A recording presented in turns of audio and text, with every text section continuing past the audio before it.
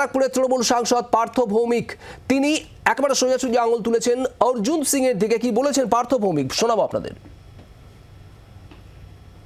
যে নৈহাটিতে শান্তিপূর্ণ ভোট হচ্ছে এটা যাতে খবর না হয়। অর্জুন তো খবরে থাকতে ভালোবাসেন, পায়ের তলার কোনো মাটি নেই। ও 2-3 জন সাংবাদিককে কেন্দ্র করে বেঁচে আছে যাদেরও মাসোয়ারা দেয়। ও সংবাদে থাকতে ভালোবাসে, তার জন্য 2-4টে খুন করা ওর কাছে কোনো ব্যাপার না। ও তো নিজে একদম রেপুটেড ক্রিমিনাল, খুনি, অতএব ওই ঘটনা ঘটাচ্ছে।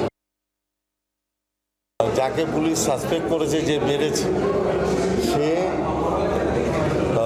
আকাশ বলে একটি ছেলে, তার নাকি ভাই, যে আকাশকে অনেকদিন আগে গণপিটুনি দিয়ে ওখানে মারা হয়েছিল।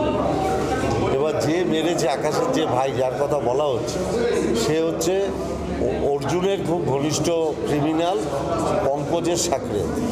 পঙ্কজ এর আগে 2টো মার্ডার কেসে জড়িত ছিল, একটা ভিকি যাদব আর তার আগে মুকুল বলে আমাদের একটি ছেলে। এই 2টো ছেলে তৃণমূলের হার্ডকোর ছেলেকে পঙ্কজ মার্ডার করেছিল। এই পঙ্কজ হচ্ছে অর্জুনের সবচেয়ে ঘনিষ্ঠ। এই পঙ্কজের মদতেই এই খুনটা হয়েছে। অতএব স্বাভাবিকভাবে অর্জুন এটা করালো কিনা সেটা পুলিশ ইনভেস্টিগেট করে দেখছে। তৃণমূল সাংসদ পার্থ ভৌমিক একেবারে সরাসরি এই ঘটনায় নিশানা করছেন অর্জুন সিংকে। ব্যারাকপুরের প্রাক্তন সাংসদ বিজেপি নেতা অর্জুন সিং তিনি কি বলছেন শুনুন। এই থানার পিছনে মদের ঠেক চলে, থানার পিছনে জুয়ার ঠেক চলে।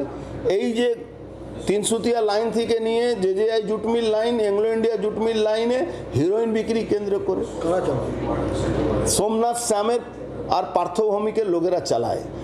যারা প্রিয়ঙ্কু পাণ্ডের উপরে গুলি চালিয়েছিল তারা আজকে এই অশোক সাহের উপরে গুলি চালিয়েছে।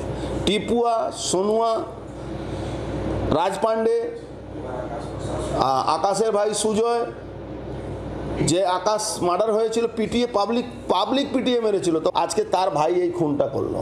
থানার সামনেই তো সেফ আছে না, ক্রিমিনালদেরকে তো থানা প্রোটেকশন দেয়। ব্যারাকপুর পুলিশ কমিশনারেটে সিকিউরিটি পাওয়ার জন্য 10 থেকে 15,000 টাকা দিতে হয়।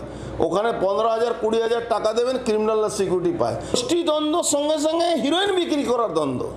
কে হিরোইনটা বিক্রি করবে, কত ভাগ পাবে, সোমনাথ শ্যামকে কে কত টাকা দেবে, সোমনাথ শ্যাম পার্থ ভৌমিককে কত টাকা দেবে, পুলিশকে কত টাকা দেবে, তার জন্য থানার সামনে সব থেকে সেফ জোন। ওখানে গুলি মারো, মার্ডার করো, থানা কিচ্ছু করবে না। খুব বেশি হলে সারেন্ডার নেবে, সারেন্ডার নেওয়ার পরে 3 মাসের মধ্যে চার্জশিট হবে না, তারা বাহাল তাবিয়াতে আবার এসে গুন্ডামি করবে। মানুষের ঘর বন্ধ করে মিলে যাচ্ছে, ঘরটা দখল করে নিচ্ছে। এই যখন থেকে ঘোষণা হয়েছে ইলেকশন, 6টা মার্ডার হয়েছে ব্যারাকপুরের মধ্যে।